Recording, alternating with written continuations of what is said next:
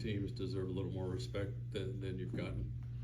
Well, it's a process going through this league. I mean, they have to pick, everybody has to pick you somewhere, from top to bottom. Somebody's going to end up being first, someone's going to end up being last. The main thing you have to do is just understand what your own standards are for your program, what the expectations are within our program. That's all that really matters. We know people, man, have to make choices and have to, pick and have to rank teams. We don't look at those things other than, every team is going to start off the same place when conference play starts, 0-0, and it's going to be settled in March where everybody finishes, and the goal is just to keep working as hard as you can. Coach, you guys were out rebounded 23-12 in that second half.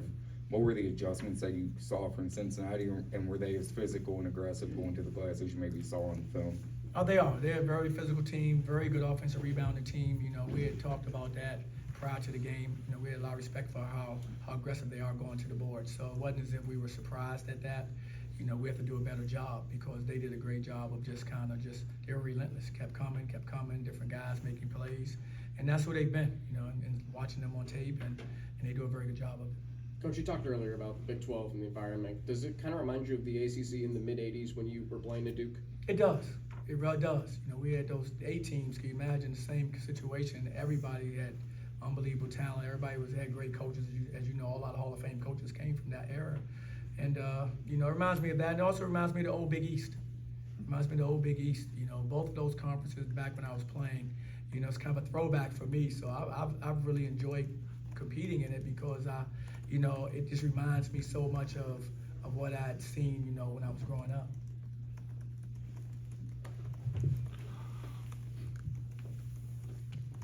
Jaylin, when you come into a matchup like that, does it feel like you're getting ready for like a heavyweight fight, knowing your team, especially with CJ out, was going to need you to be on top of your game, and that John was going to come at you? You hit, and especially in the first half, you had some really tough shots that looked like you had it going. I take the same approach to every game, whether they're playing or not. I take the same approach to every game.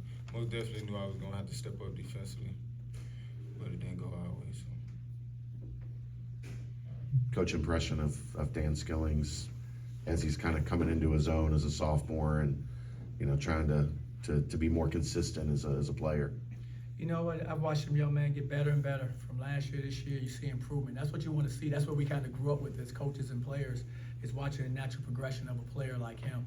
Now it's a little more difficult, but it's fun seeing him develop. I mean, the young man is getting better right before our eyes. He's blossoming, and I think his best basketball is still ahead of him.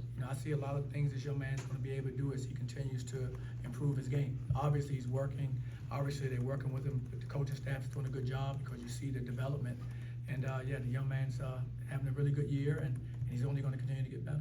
And then finally, John Newman, a guy in his 6th year, dealt with a lot of injuries.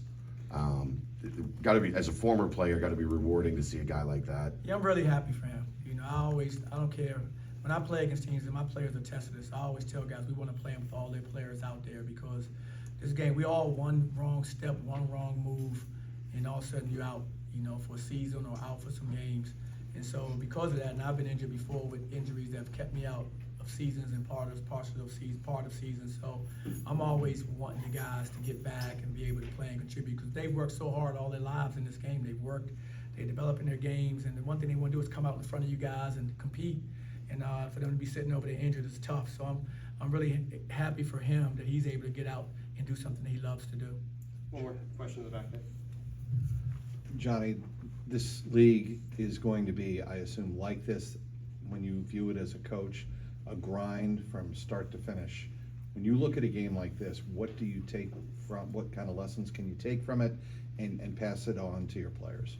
Well, we have to grow from every one of these opponents that we face. We have to grow, and I'll know more when we get back and watch the tape and start studying it more. But you have to be at your best for 40 minutes. I know that you can't play 20 minutes or 30 minutes. You have to play a full 40-minute game, because the other team's going to play that same amount. So you have to make sure that you're focused for that entire amount of time. Thanks, Joe. Thank you. Appreciate it. Appreciate it, Coach. Thanks.